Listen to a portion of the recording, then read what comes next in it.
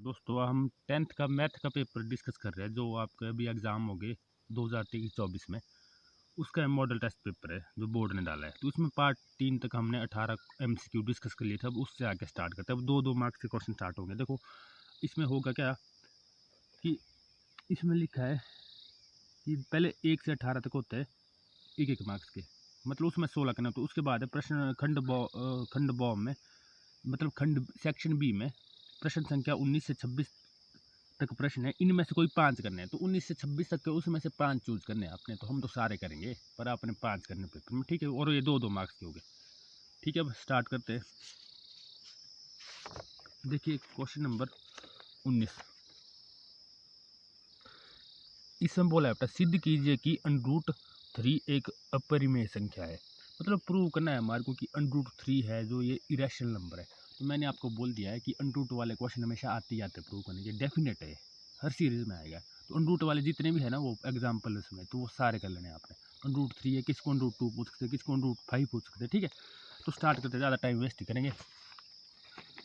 तो इसको प्रूव कैसे करना है, तो देखो बहुत इंपॉर्टेंट क्वेश्चन है।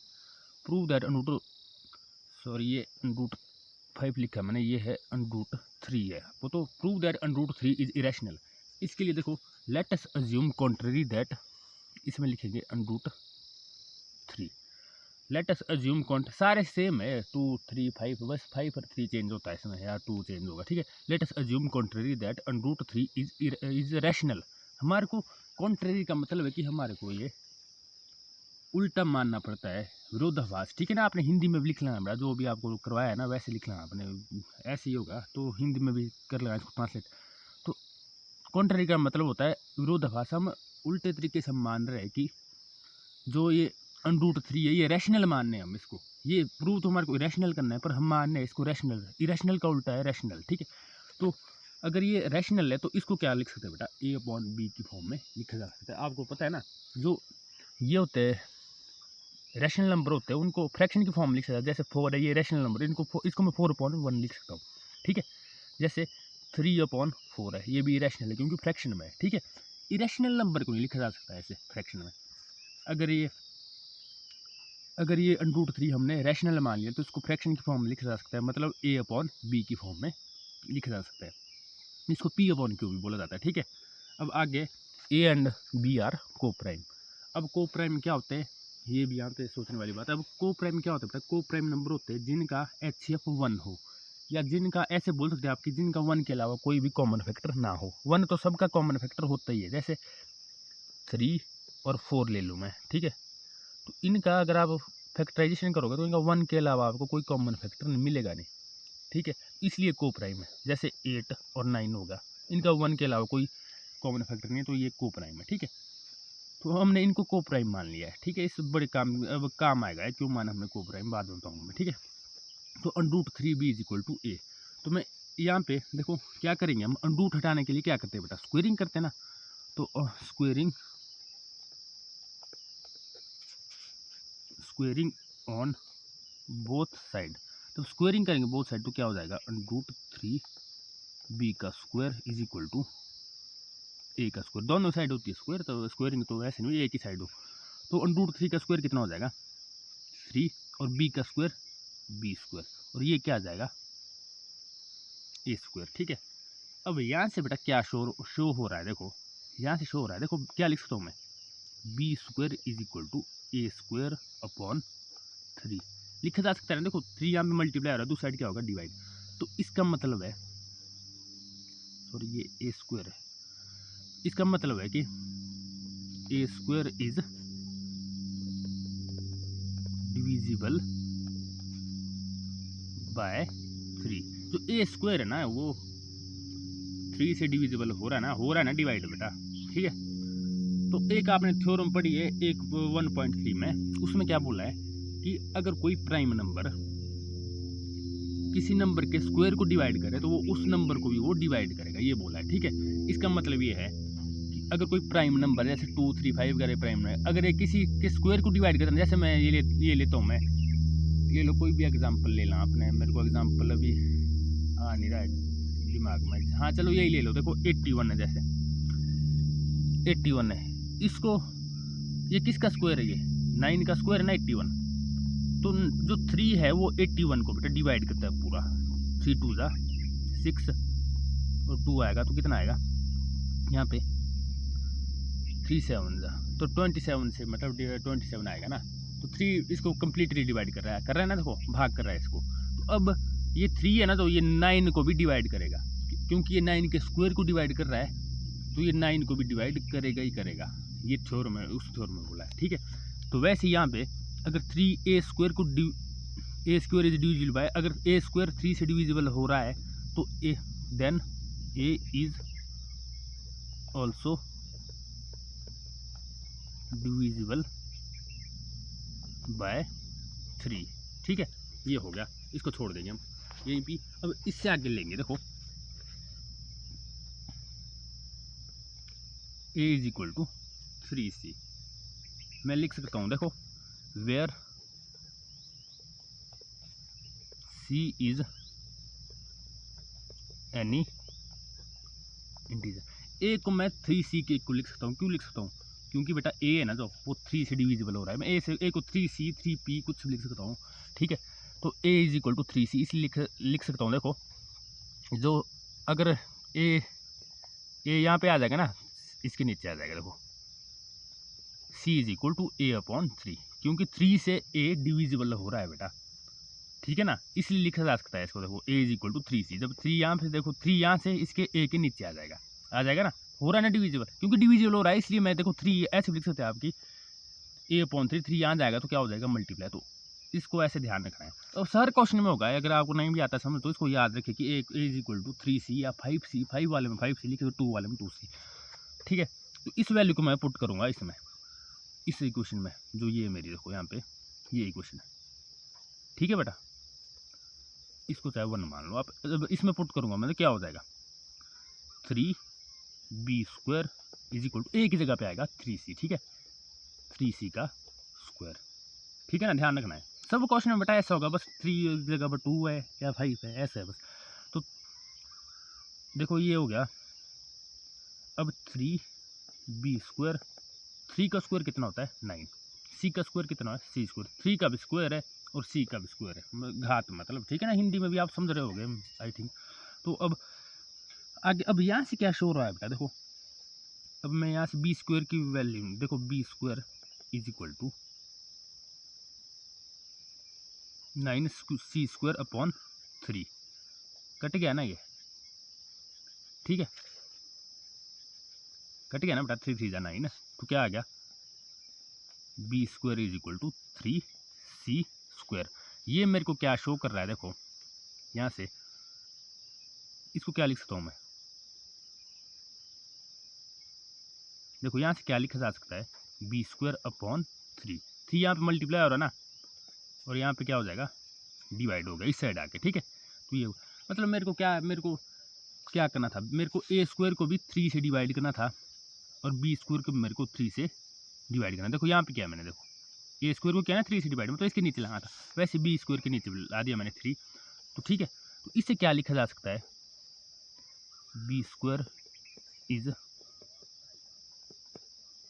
Divisible by 3 then also by theorem 1.3, जो आपकी थ्योरम है। तो इससे लिख सकता हूँ मैं कि b is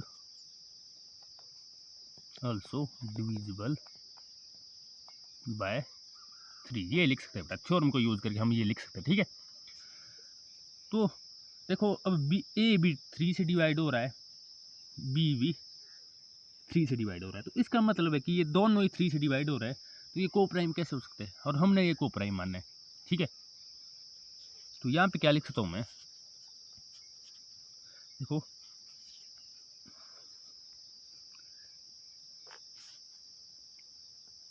a and b are divisible by 3,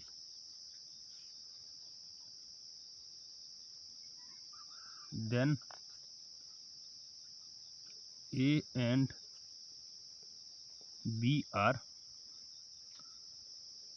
not co-prime, ठीक है। बट हमने ये को प्राइम मानने हैं, तो इसका लिखा लास्ट में दिस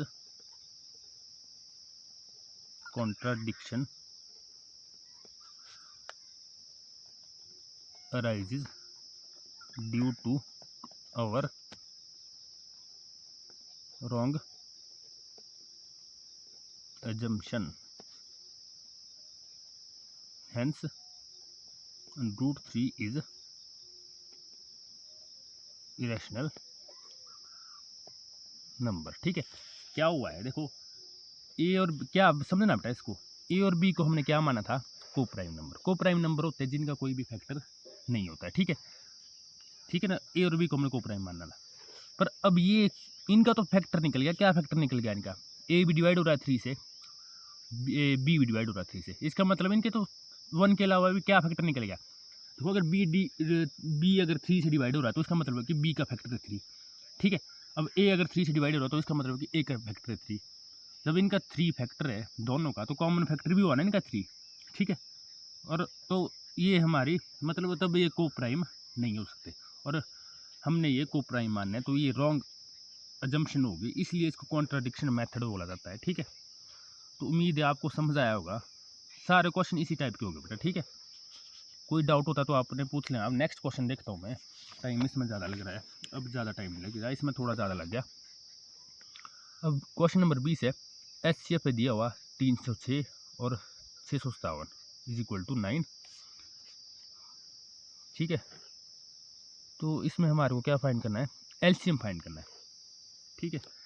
तो इसको स्टार्ट करता हूँ मैं। जैसे अच्छा क्वेश्चन है, आता है पेपर में, इजी भी है। देखो HCF दिया है 650 से, ये है 657 और 306।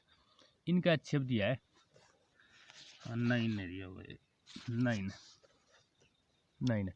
इसमें कुछ नहीं करना है, HCF और LCM निकालने के हम प्राइम फैक्टराइजेशन वगैरह करते हैं, फैक्टर निकालते हैं, वो नहीं करना है इसमें कुछ नहीं, ठीक है।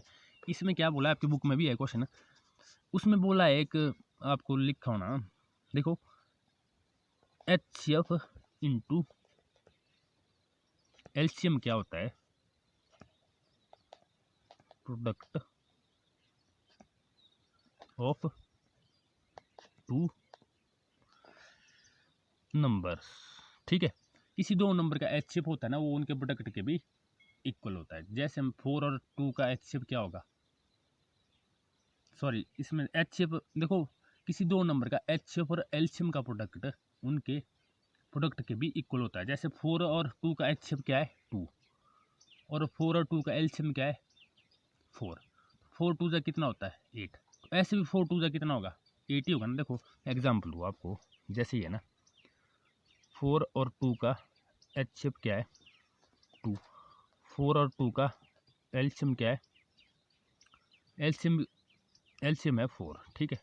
तो HCF और LCM क्या मैंने मल्टीप्लाई कितना आएगा 8 आएगा।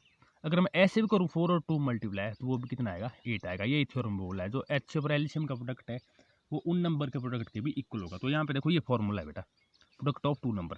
तो यहाँ पे HCF दिया है, देखो HCF कितना दिया है, इन दोनों का HCF क्या दिया है 9। तो 9 HCF की जगह क्या पुट करूँगा मैं 9 इंटू, और हमारे को LCM फाइंड करना है यहाँ पे, ठीक है। देखो कई क्वेश्चन होते हैं कि उनका एरिया दिया होता है, मतलब रेक्टेंगल है उसका एरिया दिया है और लेंथ दी है, आपको ब्रेड्थ निकालनी हो तो आप एरिया का फॉर्मूला लगाओगे ना, length into breadth is equal to area, ठीक है।